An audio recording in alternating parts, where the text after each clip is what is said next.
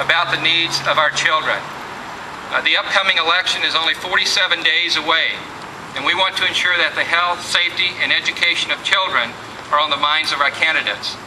The needs of children should always be a front-burner issue in political debates.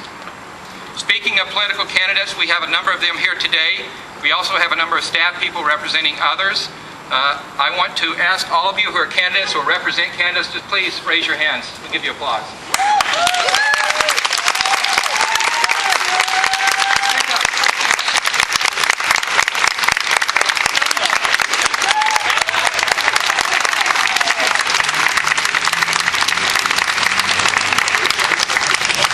We want to thank all of the candidates for your willingness to serve and your willingness to be here today to learn more about some of the challenges and opportunities facing Maine's children and their families.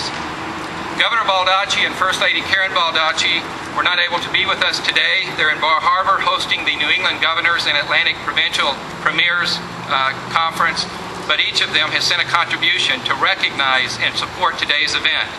I'd like to introduce Lauren Sterling. Lauren is the manager of the Governor's Children's Cabinet to read a proclamation from Governor Baldacci.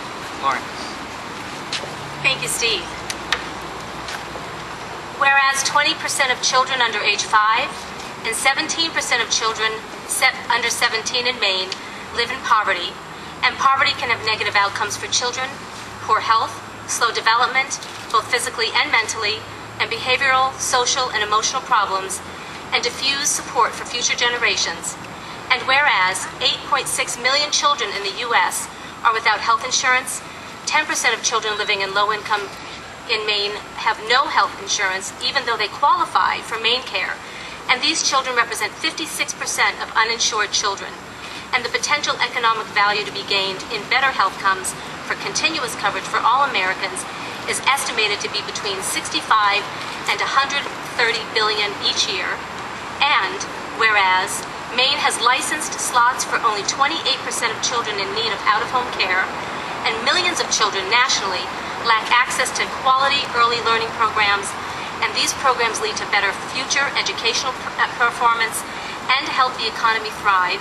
And whereas in 2007, there were 19,206 reports alleging abuse received by Maine Department of Health and Human Services, and preventative programs help break the cycle of abuse, poverty, crime, and substance abuse. And whereas Maine people support strong state and federal policies that provide new investments in children and families, allowing them to thrive and be productive members of society.